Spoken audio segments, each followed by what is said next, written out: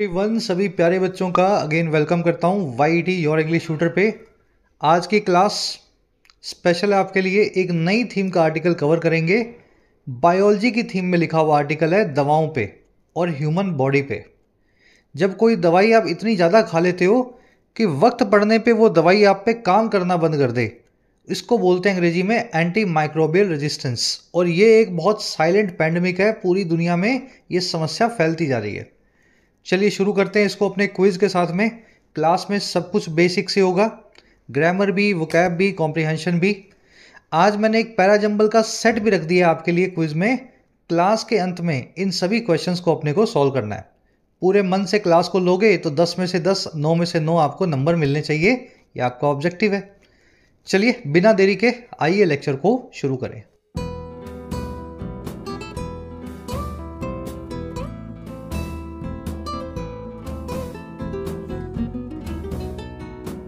Alright, अभी मैं रोज अलग थीम का एडिटोरियल लेकर के आ रहा हूं आपके लिए, कोशिश कर रहा हूं ताकि हर चीज आप पढ़ना सीख पाएं। कह रहा है जी मेडिसिन्स वर्स्ट नाइटमेयर। नाइटमेयर क्या होता है पता है आपको? रात का बुरा सपना कहलाता है nightmare, a bad dream, a horror. और मेडिसिन यानी दवाई।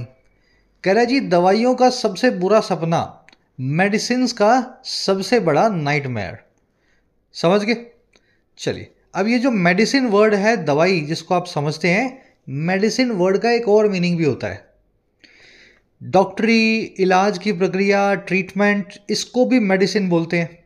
अगर आप बोल रहे हैं कि मैं डॉक्टरी की पढ़ाई कर रहा हूं तो आप बोल सकते हैं आई एम परस्यूइंग मेडिसिन। समझ पाए? मेडिसिन का मतलब सिर्फ दवा नहीं है, इलाज करने के फील्ड को भी अंग्रेजी में मेडिसिन बोला जाता है। तो कह रहा है जी ये इलाज करने के फील्ड का भी वर्स्ट नाइटमेयर है जब दवाएं पेशेंट पे असर करना बंद कर दें। कह रहा है जी anti microbial resistance threatens to wind the clock back to the pre antibiotic era. कह रहा है जी एंटी माइक्रोबियल रेजिस्टेंस जो है, अब ये क्या होता है आपको भी समझाऊंगा मैं। कह रहा है ये जो कंडीशन है जिसको AMR भी बोलते हैं शॉर्ट फॉर्म में, कह रहा है ये कंडीशन थ्रेटन करती है, हमें चुनौती देती है कि कहीं विंड द क्लॉक बैक ना हो जाए। विंड द क्लॉक बैक करना यानी भूतकाल में जाना, पास्ट में जाना, घड़ी को उल्टा घुमाना। और ये कहाँ जाएंगे पास्ट में? प्री एंटीबायोटिक एरा में, ऐसी एरा में, ऐसे युग में जब एंटीबायोटिक्स हुआ ही नहीं करते थे और इन एंटीबायोटिक्स की ना होने की वजह से छोटी छोटी बीमारियों से लोगों की मौत हो जाती थी। तो कह रहा है ये AMR जो है ना, हमें फिर से 100 साल पीछे ले जा रही है, उस युग में ले जा रही है जब एंटीबायोटिक्स नहीं हुआ करते थे। अब इसको डिटेल में समझो, सेंटेंस कहना क्या चाह रहा है। देखिए 1928 से पहले अगर किसी को टाइफॉइड, टीबी या निमोनिया हुआ है, सिफिलिस हुआ है, गोनोरिया हुआ है, तो ये सभी के सभी माइक्रोब से होने वाली बीमारियां हैं, बैक्टीरिया से। और ये बैक्टीरियल दवाओं का कोई इलाज हमारे पास नहीं था, आदमी खुद ही थोड़े दिन में तड़प तड़प के मर जाता था। टीबी से तो अभी तक डेथ होती थी 20-30 साल पहले तक। लेकिन 1928 में ये सब बदल गया। अलेक्जेंडर फ्लेमिंग नाम के एक साइंटिस्ट ने एक मोल्ड से, काई से, पानी के ऊपर काई जमती है ना, एक खास तरह की काई को उसने एक्सट्रैक्ट किया इस साइंटिस्ट ने, और इसने एक एंटीबायोटिक बनाया जिसको बोलते हैं पेनिसिलिन। आज भी ये यूज होता है पेनिसिलिन। आपने इसको देखा होगा कुछ दवाओं में नाम बदल गए इनके, जैसे आपने अजिथ्रोमाइसिन सुना होगा, है ना। तो 1928 के अंदर पेनिसिलिन का इजाद हुआ। इस इजाद के बाद में इन सभी बीमारियों का इलाज हमें मिल गया।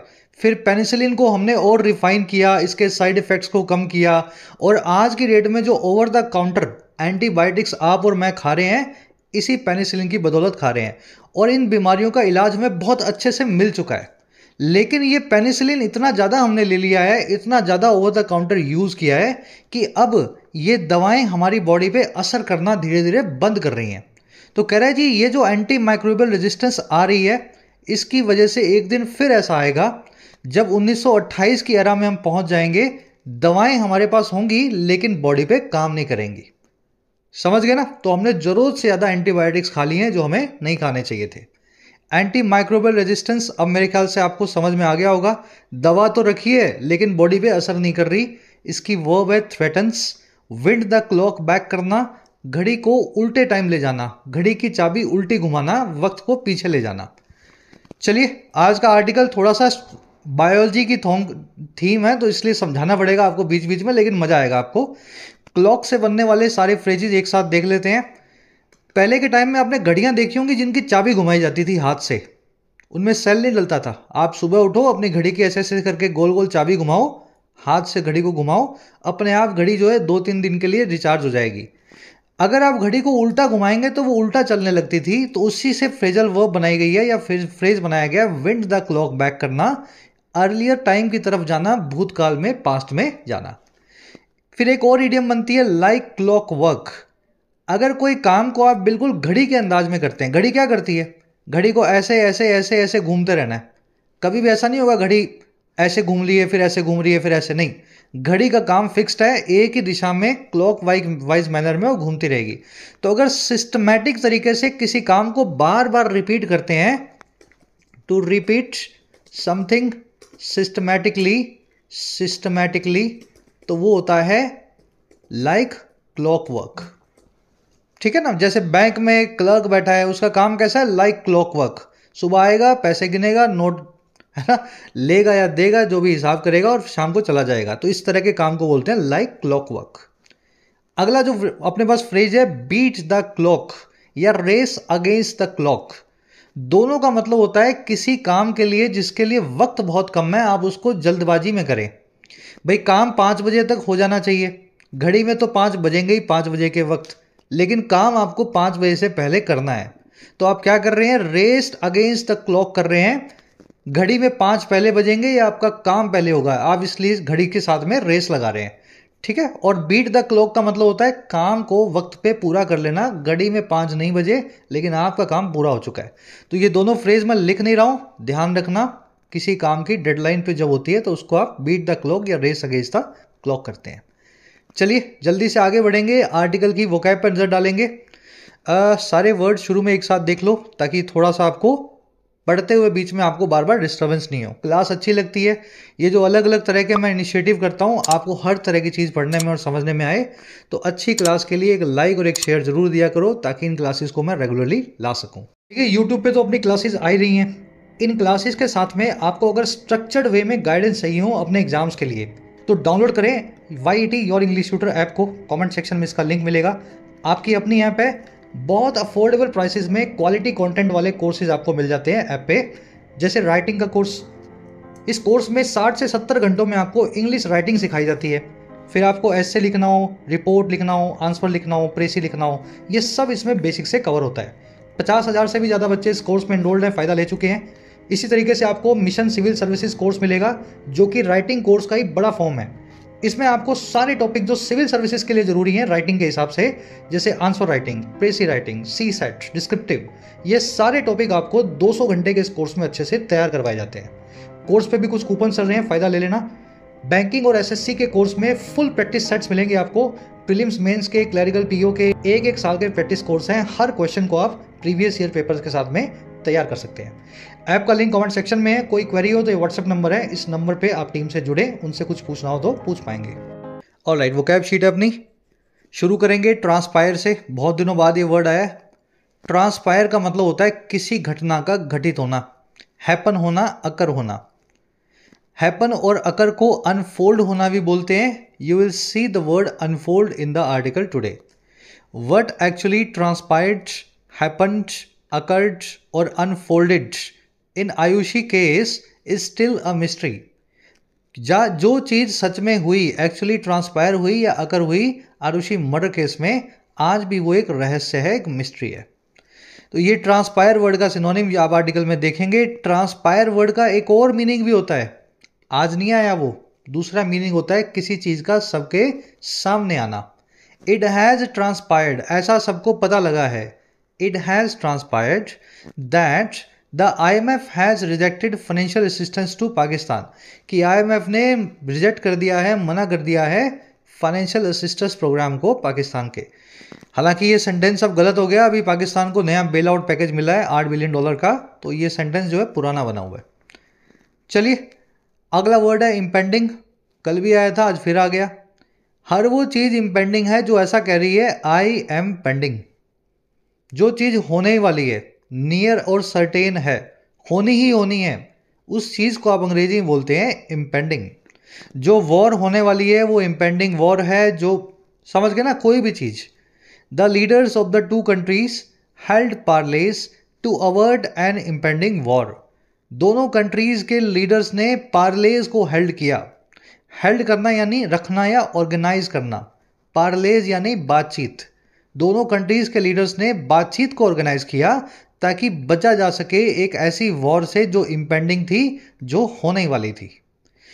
इम्पेंडिंग को लूमिंग, होवरिंग भी बोलते हैं। लूम करना, होवर करना यानी सर पे मंडराना।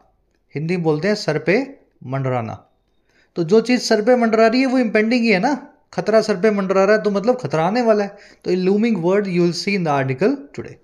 कल इसकी फ्रेजल वर्ब आई थी इन द ऑफिंग, याद होगा आपको, कल की क्लास इन बच्चों ने ली थी। चलिए अगला वर्ड है अपने पास स्कार्सिटी। किसी चीज़ की कमी को, डेफिशिएंसी को अंग्रेजी में बोलते हैं स्कार्सिटी। इसका बिल्कुल उल्टा होता है अबंडेंस। जब कोई चीज़ बहुत ज़्यादा हो, आपको एक की जगह 10 चाहिए तो अबंडेंस है, 10 की जगह आपके पास सिर्फ एक है तो स्कैरसिटी है, शॉर्टेज है। The industry is suffering from a scarcity. Industry जो है शॉर्टेज से या कमी से सफ़र कर रही है। और कमी किसकी है? स्किल्ड वर्कर्स की, कुशल कामकाज करने वाले वर्कर्स की। स्कैरसिटी को डेफिसिट, डर्थ, पॉसिटी, इनसफिशिएंसी भी बोलते हैं। डर्थ वर्ड जरूर देख लेना, बहुत बार आएगा आपकी रीडिंग में। किसी चीज़ की शॉर्टेज होती है डर्थ। डर्थ ऑफ टैलेंट यानी टैलेंट की कमी। डर्थ ऑफ मनी यानी पैसे की कमी। चलिए अगला वर्ड है इनविंसिबल। बड़ा कॉमन सा वन वर्ड है, मेरे ख्याल से सभी को पता होगा। ऐसी चीज़ जिसको हराया ना जा सके, जिस पे फतह ना पाई जा सके, उसको बोलते हैं अंग्रेजी में इनविंसिबल। हिंदी में इसको बोलते हैं Ajay. Economic recessions have the power to bring down even invincible companies. आर्थिक मंदियों में ताकत होती है, पावर होती है इकोनॉमिक रिसेशंस में कि वो ब्रिंग डाउन कर दें, गिरा दें, यहाँ तक कि अजय कंपनियों को भी। ऐसी कंपनियां जिनको देख करके आपको लगता है कि ये कभी बंद नहीं होंगी, है ना, जैसे HDFC bank, Hindustan Unilever, Colgate, है ना, अमेजोन। तो इस तरह की बड़ी बड़ी कंपनियां भी कभी कभी मंदी की भेंट चढ़ जाती हैं।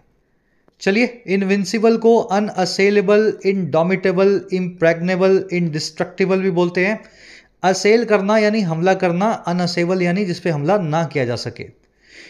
डोमिनेट करना यानी किसी पे हावी होना, इनडोमिटेबल यानी जिस पे हावी ना हुआ जा सके। डिस्ट्रॉय करना यानी विनाश करना, इनडिस्ट्रक्टिबल यानी जो अविनाश हो, जिसको विनाश ना किया जा सके। प्रेग्नेट करना यानी किसी के अंदर घुसना, इम्प्रेग्नेबल यानी जिसको भेदा ना जा सके। तो चारों वर्ड्स के थोड़े थोड़े अलग मीनिंग्स हैं। हमला ना किया जा सके, जिस पे हावी ना हुआ जा सके, जिसका विनाश ना किया जा सके, जिसको भेदा ना जा सके, लेकिन इनविंसिबल के सिनोनिम्स हैं अलग अलग मीनिंग्स के साथ। चलो लास्ट वर्ड है क्लाउड। क्लाउड का मतलब होता है आपका इन्फ्लुएंस, दबदबा, प्रभाव, वजन, आपकी बात में, आपके चाल ढाल में, है ना, आपके हरकतों में। The companies use their cloud to influence the policy. Companies इस्तेमाल करती थी अपने दबदबे का, अपने प्रभाव का, अपने वजन का, पॉलिसी को इन्फ्लुएंस करने के लिए, कानून को प्रभावित करने के लिए। तो अक्सर आपने लॉबीज सुना होगा। तो कंपनियां मिल करके सरकार को मजबूर करती हैं कि लॉबीज बना के आप कानून जो है हमारे पक्ष में बनाओ, तो वो अपने क्लाउड को यूज करती हैं। देखिए क्लाउड या दबदबा जो है, प्रभाव जो है, इसको इम्प्रिंट, अथॉरिटी, पावर, डोमिनेशन और हेफ्ट नाम के वर्ड से भी बताते हैं। हेफ्ट का मतलब होता है वजन। आपका दबदबा आपका वजन ही तो है, बात में दबदबा है तो बात में वजन है। तो हेफ्ट वर्ड जो है वजन से यानी वेट से कनेक्ट करके रखें। You will see the word heft in the article today. चलिए पांचों वर्ड्स डिटेल में हो गए। अब आ जाओ एक समरी आपको दें। ऑलरेडी समरी में आपको दे ही चुका हूं भाई। 1928 का वो जो एक वाटरशेड मोमेंट था, जब मिस्टर फ्लेमिंग ने, अलेक्जेंडर फ्लेमिंग ने पेनिसिलिन का आविष्कार किया और उसके बाद रातों रात हमें जीवन दान मिल गया। टीबी जैसी, टाइफॉइड जैसी, ट्यूबरक्लोसिस जैसी, निमोनिया जैसी दवाओं जो है बीमारियों के सामने।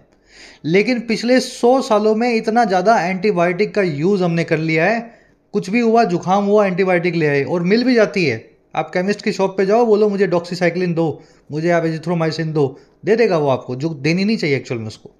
तो इतना ज़्यादा हमने इसको कैजुअली यूज़ किया है कि अब ये दवाएं शरीर पे काम करना बंद कर रही हैं। और इससे क्या हो रहा है, इससे वही वक्त वापस आ रहा है जब टाइफॉइड और टीबी जैसी दवाओं के लिए, बीमारियों के लिए हमारे पास कोई इलाज नहीं होगा। हमारा आर्टिकल कह रहा है कि इसके लिए सरकारों को मिल करके नई रिसर्च करनी पड़ेगी, नए एंटीबायोटिक्स को डेवलप करना पड़ेगा, नहीं तो अगले 15-20 साल में ये एक पेंडेमिक बन के सबके सामने आएगा।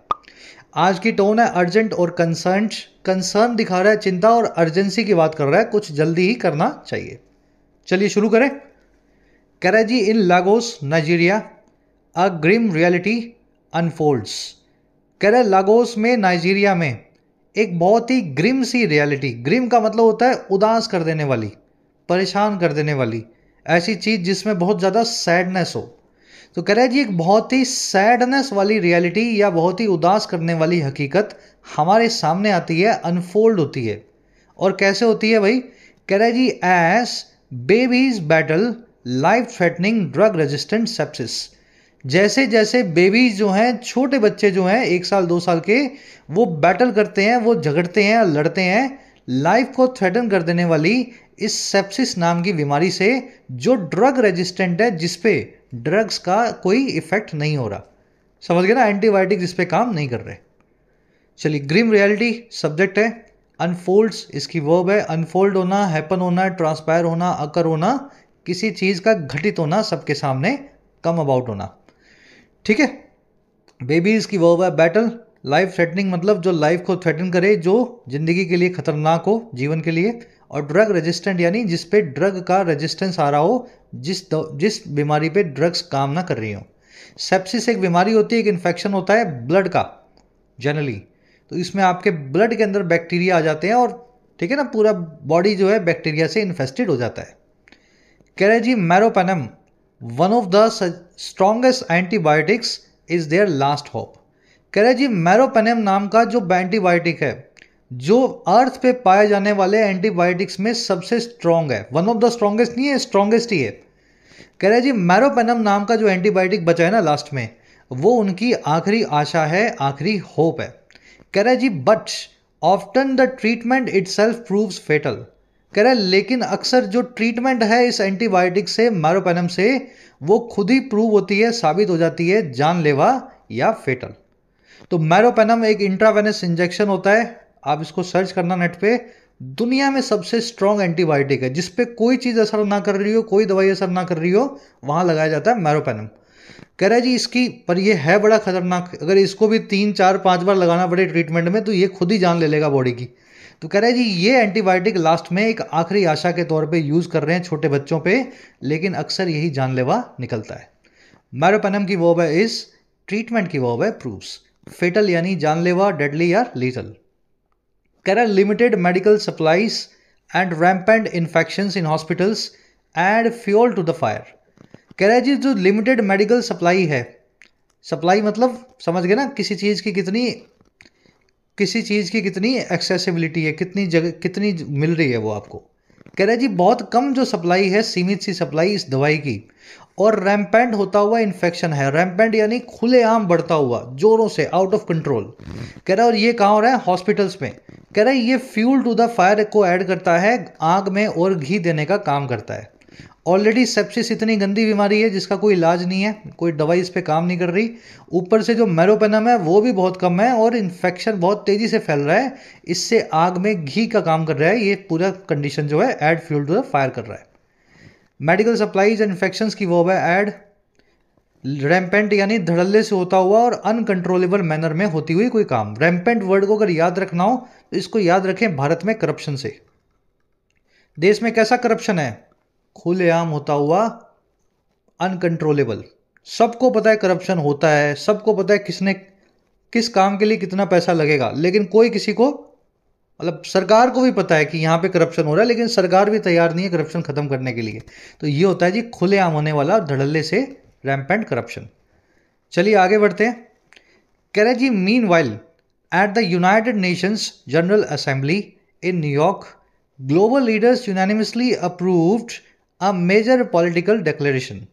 कह रहा है जी इसी बीच मीनवाइल यूएनजीए में, यूनाइटेड नेशन जनरल असेंबली में, आम सभा में जो न्यूयॉर्क में हुई, कह रहा है इसमें ग्लोबल लीडर्स ने एक स्वर में, एक सुर में, यूनानिमस होकर के अग्रीमेंट के साथ अप्रूव कर दिया एक बहुत बड़ी पॉलिटिकल डिक्लेरेशन को, सियासी या राजनीतिक स्टेटमेंट को। और ये डिक्लेरेशन किस चीज़ की थी? टू टैकल एएमआर, टैकल करने की, निपटने की एंटी माइक्रोबल रेजिस्टेंस से, जिसको एएमआर बोलते हैं। अब ये एएमआर है क्या? डैश लगा के बता रहा है। अ लूमिंग थ्रेट, एक लूमिंग थ्रेट है, सर पे मंडराती हुई चुनौती है। That could drag us back to the dark pre antibiotic days. कह रहा है ये वो थ्रेट है जो हमें ड्रैग कर सकती है, घसीट लग के ले जा सकती है फिर पीछे बैक, उस डार्क, उस बहुत ज़्यादा अंधकार भरे प्री एंटीबायोटिक डेज में, उन दिनों में जब एंटीबायोटिक्स नहीं थे। When a mayor infection was a death sentence, जब सिर्फ एक इन्फेक्शन जो था, अ मेयर इन्फेक्शन जो था, छोटा सा इन्फेक्शन जो था, वो डेथ सेंटेंस था, मौत की सजा थी। तो आप सोचो ना, 2829 से पहले जब तक पेंसिलिन नहीं था, किसी का छोटा बच्चा है 3 महीने का, उसको निमोनिया हुआ तो 3 दिन में बच्चा खत्म होना ही है, माँ बाप को भी पता है होना ही वाला है। तो मतलब इतने डार्क डेज थे वो, छोटा सा इन्फेक्शन होना मतलब इंसान की डेथ लगभग पक्की सी है। तो ये एंटी माइक्रोबियल रेजिस्टेंस के लिए दुनिया भर के लीडर्स ने एक पॉलिटिकल डिक्लेरेशन किया कि इसके ऊपर हम कुछ काम करेंगे, और ये एक ऐसी थ्रेट है जो हमें उन पुराने और अंधकार भरे दिनों की तरफ वापस ले जा रही है। ग्लोबल लीडर्स की वर्ब है अप्रूव्ड, एंटी लूमिंग थ्रेट के लिए आया है दैट की वर्ब है could drag, drag us back यानी घसीट के किसी को, बैक यानी वापस ले जाना। लूमिंग, इम्पेंडिंग, होवरिंग, जो चीज पेंडिंग हो, सर पे मंडरा रही हो, है ना, लूमिंग। चलिए और आगे बढ़ते हैं। कह रहा है जी misuse and overuse of antibiotics have made even minor diseases deadlier. कह रहा है जो मिसयूज और ओवर यूज है, दुरुपयोग या ज़्यादा, जरूरत से ज़्यादा जो इस्तेमाल है एंटीबायोटिक्स का, उसने बना दिया है इन छोटी बीमारियों को और ज़्यादा डेडलियर और ज़्यादा घातक। कह रहा है and AMR is ready to pounce, और जो AMR नाम की अब कंडीशन है, ये रेडी है पाउंस करने के लिए, हमला बोलने के लिए, झपट्टा मारने के लिए। पाउंस करना क्या होता है? जब बड़ा सा कोई जानवर आप पे झपट्टा मारे ना, कोई भालू, कोई शेर, कैसे झपट्टा मारता है वो, उसको अंग्रेजी में बोलते हैं पाउंस करना, बस हमला कर देना। तो AMR भी वैसे ही बड़े जानवर की तरह हमारे ऊपर झपट्टा मारने को तैयार है, इज रेडी टू पाउंस। चलिए छोटा सा आर्टिकल है, एक ग्रामर कॉन्सेप्ट था, चलो आगे करवाता हूँ आपको, है ना, थोड़ा सा और आगे बढ़ते हैं। कह रहा है in low and middle income countries LMICS things are even worse. कह रहा है गरीब देशों की बात करें, लो और मिडिल जो है इनकम कंट्रीज की, countries like India, Indonesia, Brazil, Myanmar, Bangladesh, Pakistan, है ना। कह रहा है अगर इन कंट्रीज की बात करें तो चीज़ें और ख़राब हैं, मामले और बद से बदतर हैं, थिंग्स आर इवन वर्स। कैसे हैं भाई? Poor access to clean water, stressed health systems and a scarcity of diagnostics make AMR a growing monster. कह रहा है 3-4 चीज़ें हैं यहाँ पे खराब। पहली चीज़ है खराब एक्सेस क्लीन वाटर के लिए, साफ पानी यहाँ पे सब लोगों को मुहैया नहीं होता। एक्सेस समझते हैं आप, किसी चीज़ तक आपकी पहुँच। दूसरा है इनके हेल्थ सिस्टम्स बड़े स्ट्रेस्ड हैं।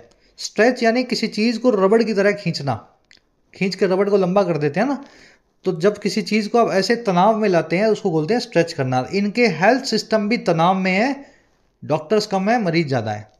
और तीसरा है स्कैरसिटी यानी कमी, शॉर्टेज डायग्नोस्टिक्स की या फिर जांच के केंद्रों की, डायग्नोस्टिक लैब्स की। कह रहा है ये तीनों चीज़ें जो इन गरीब देशों में है, ये AMR को एक ग्रोइंग मॉन्स्टर बना देती हैं, रोज बड़ा बड़ा होता हुआ दानव बना देती हैं।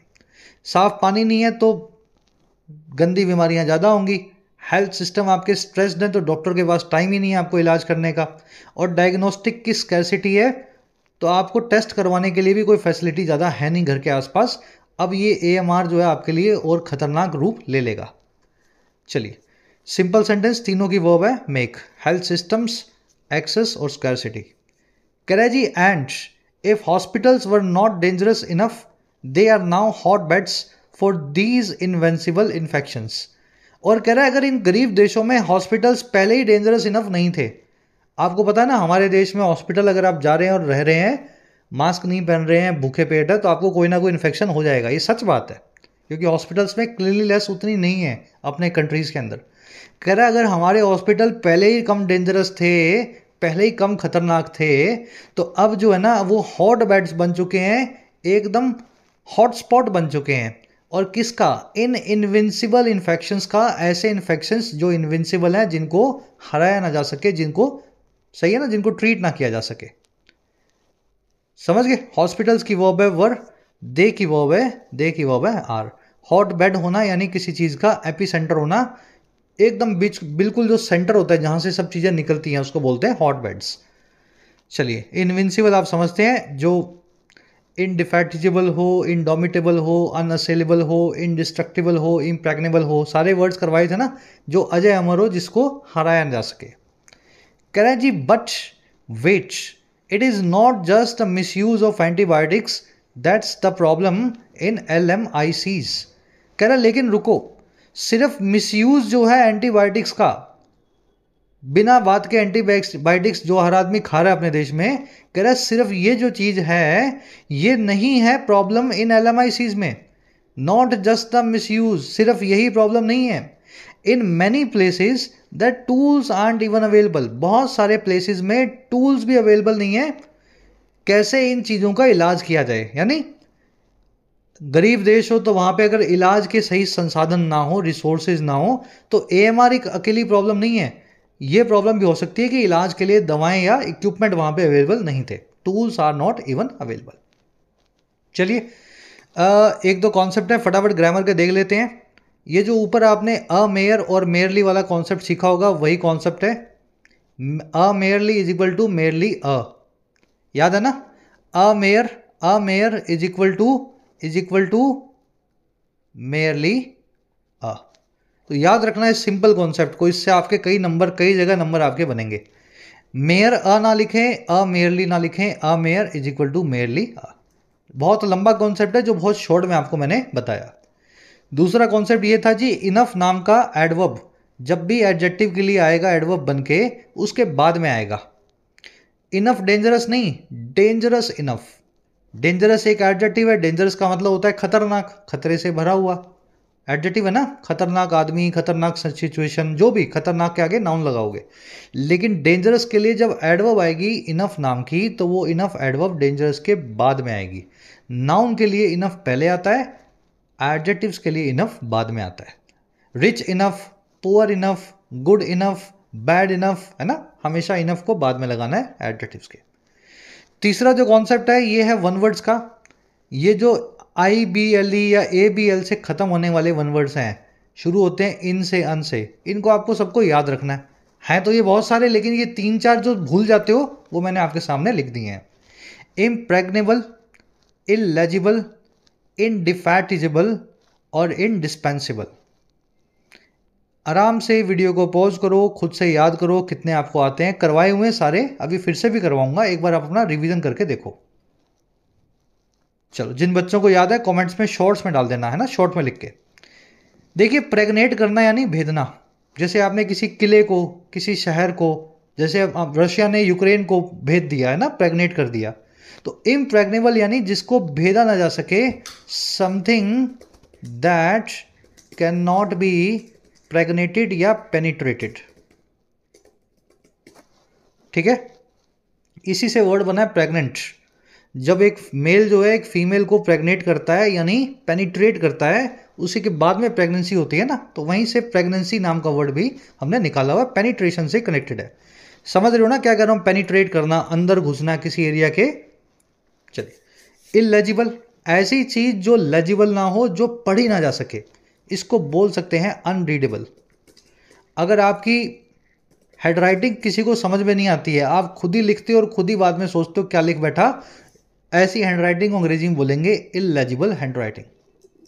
इनडिफैटिजेबल, जिसको फटीग ना हो।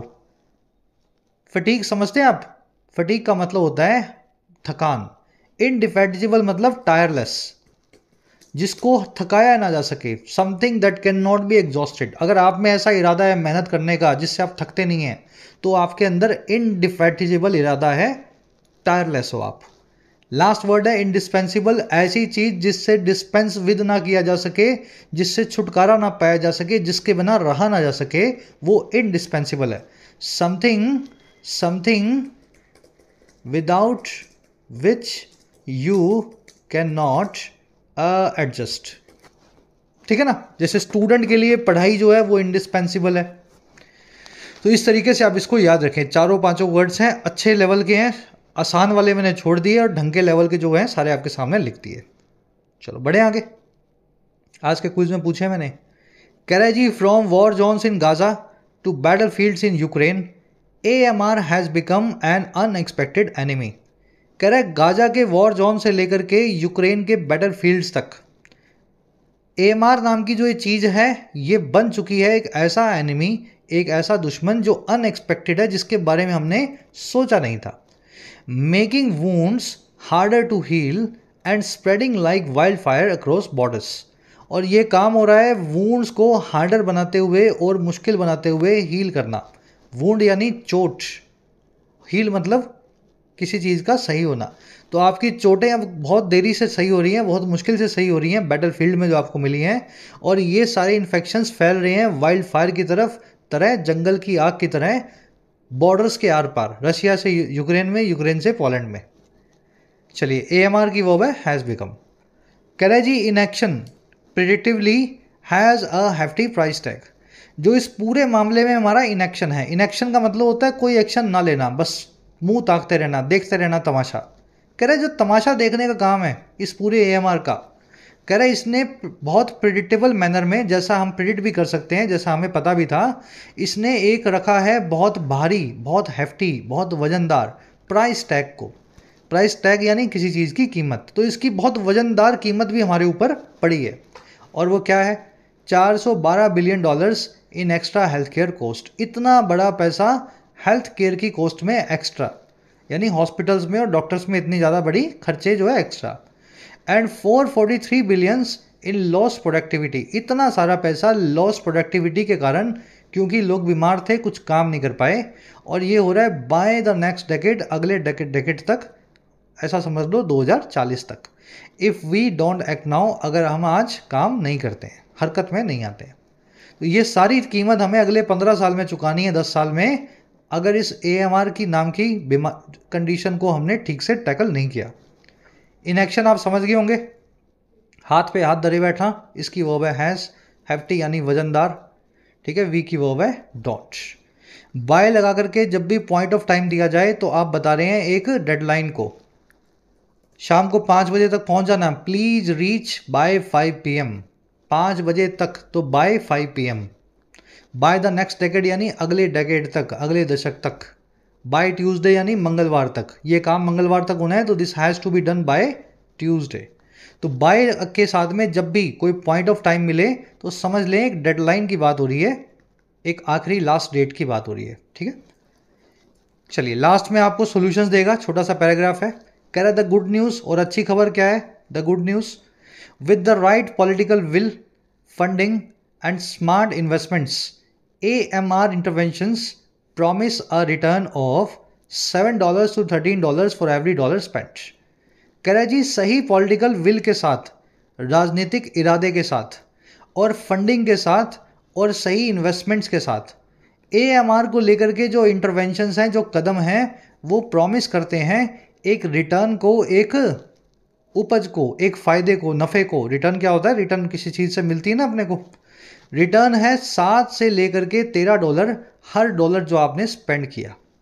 तो अगर आज AMR में आप $100 लगाते हैं AMR से टैकल करने के लिए, तो लॉन्ग टर्म में इससे $700 से $1300 का आपको फ़ायदा होगा, या तो आपका खर्चा बचेगा या किसी तरीके से आपको नुकसान कम होगा, है ना।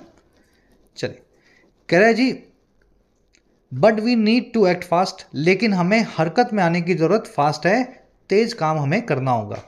Because without it we are all sitting ducks, क्योंकि बिना इसके हम सभी के सभी सिटिंग डक्स हैं। सिटिंग डक्स क्या होते हैं? आप शिकार कर रहे हैं डक्स का, यानी बतखों का, और जब वो बतखें उड़ रही होंगी, भाग रही होंगी, तो आप शिकार नहीं कर पाएंगे। लेकिन अगर डक एकदम बैठी है अपनी जगह पे, आप निशाना लगाएं और उसको शिकार करें, हंट करें। तो सिटिंग डक एक फ्रेज अंग्रेजी में, जब कोई चीज़ एक इजी टारगेट बन जाती है, आसानी से आप उसको विक्टिम बना सकते हैं, उसका शिकार कर सकते हैं। तो कह रहा है अगर हम भी बिना कोई काम के बैठे रहे, हाथ पे हाथ धरे बैठे, तो हम सिटिंग डक्स की तरह होंगे, एक जगह बैठी हुई बतखों की तरह होंगे इस AMR नाम के शिकारी के सामने। कभी भी आएगा हमें शिकार कर देगा। और वो वही बोल रहा आगे, just waiting for the next untreatable infection to strike. ये हम वेट कर रहे होंगे अगले अनट्रीटेबल इन्फेक्शन का, ऐसी बीमारी का जो ट्रीट नहीं हो सकती, और वो हमें स्ट्राइक करे। कह रहा है जी peace ironically may be your best medicine yet. कह रहा है जो पीस है, जो शांति है, अमन चैन है, आयरॉनिक बात यह है, उपहास भरी या पैराडॉक्सिकल बात यह है कि हो सकता है वो हमारी आज तक की सबसे अच्छी बेस्ट मेडिसिन हो। क्योंकि अगर वॉर्स कम हो जाएं, गाजा, लेबनान, सीरिया और इधर उधर है ना, यूक्रेन, तो इन वॉर्स के कम होने से अपने आप ही वुंड्स, इंजरीज कम होंगी और इन्फेक्शंस कम होंगे। जब तक कोई अच्छी दवाई नहीं मिल रही, तब तक हमारी सबसे अच्छी दवाई ये है कि शांति से बैठे रहो अपने घर में और जियो और जीने दो, है ना। पीस जो है may be our best medicine yet. चलिए रैप अप करेंगे क्लास को। ज़्यादा मुश्किल था नहीं आर्टिकल, लेकिन फिर भी नए थीम की चीज़ें पढ़ करके आपका दिमाग जो है उस हिसाब से कंडीशन होता है। क्वेश्चंस को लेना शुरू करते हैं। फर्स्ट क्वेश्चन देख लो अपना। ये क्वेश्चन है पैराजंबल सेट का। मेरे करवाने से नहीं होगा, आपको खुद करना है। मैं करवा दूंगा इसको, लेकिन एक बार खुद से ट्राई दो। वीडियो को कर लो पॉज आराम से, जल्दबाजी कोई नहीं है अपने को। ABCD इनको सही ऑर्डर में आप कैसे जमाएंगे।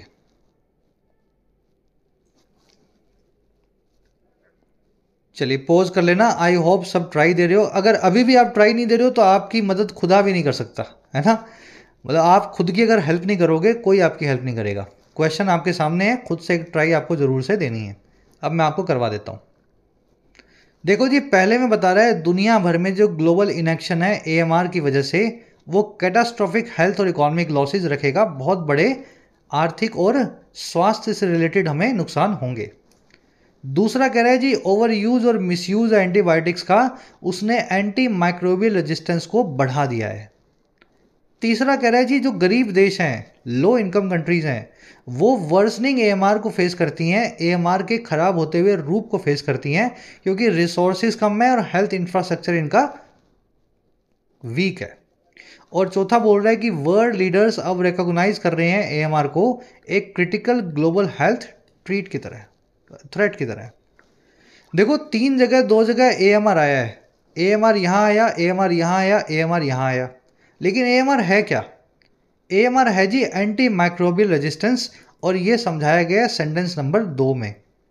ऐसा भी हो सकता था यहाँ पे AMR की फुल फॉर्म लिख करके शॉर्ट फॉर्म भी दी होती, तब तो ये बात पक्की हो जाती कि सेंटेंस नंबर 2 जो है ये फर्स्ट सेंटेंस होगा। नहीं भी लिखा हुआ तो भी ठीक है, क्योंकि एंटी माइक्रोबियल रेजिस्टेंस तो यहाँ पे आपके सामने बताया गया। कह रहा है जी ओवर यूज और मिसयूज जो है एंटीबायोटिक्स का, उन्होंने बढ़ा दिया है AMR को, या जिसको एंटी माइक्रोबियल रेजिस्टेंस बोलते हैं। तो आपका पैराग्राफ तो B से शुरू होगा, या तो होगा BDAC या होगा BCAD। ठीक है, ऑप्शंस को भी साथ साथ देखते रहना। सेकंड और फोर्थ को तो निकाल ही दो, ये काम के ही नहीं है अपने, BDAC या BCDA। अब मुझे बताओ, ये जो ओवर यूज से एंटी माइक्रोबियल रेजिस्टेंस हो रहा है, इसके बिल्कुल बाद में कौन सा सेंटेंस रखा जाए?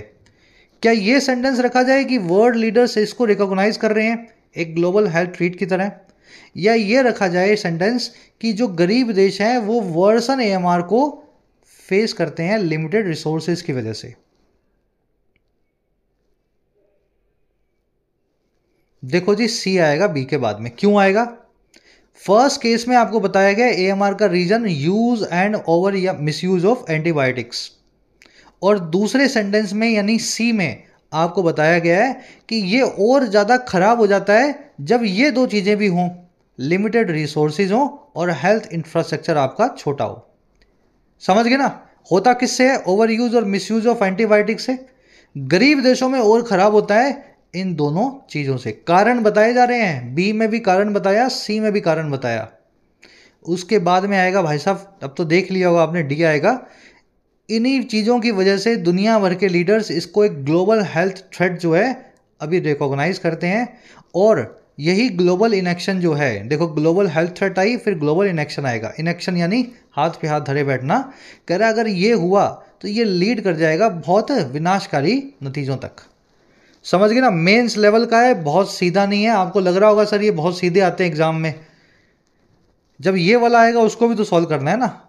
ऐसे वालों में आपको अपने सिक्स सेंस का और अपनी अंडरस्टैंडिंग का यूज़ करना होगा। अगर ऐसे 10 क्वेश्चन आए और 7 आप ठीक से सॉल्व कर दें तो बस यही आपका ऑब्जेक्टिव है, क्योंकि ये इजी नहीं होते है ना, इनमें आपको बहुत ज़्यादा लगाना पड़ेगा अपना।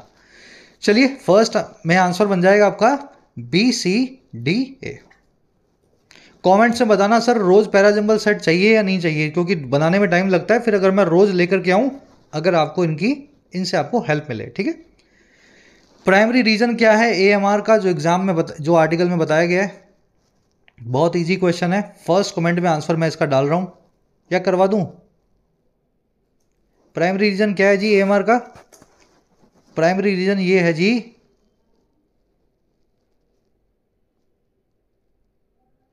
मॉडर्न मेडिसिन की इनएबिलिटी है, असक्षमता है ऐसे इन्फेक्शंस को मैनेज करने की जो प्रीवियसली मैनेजेबल थे। दवाइयाँ इतनी ज़्यादा खा ली कि अब वो इन्फेक्शन जो है उनको हमारी दवाइयाँ आज की असर नहीं कर रही हैं। चलिए आर्टिकल क्या इंप्लाई करता है पोटेंशियल रोल को लेकर के पीस का AMR क्राइसिस में? आर्टिकल के हिसाब से पीस का यानी शांति का क्या रोल है AMR को रोकने में?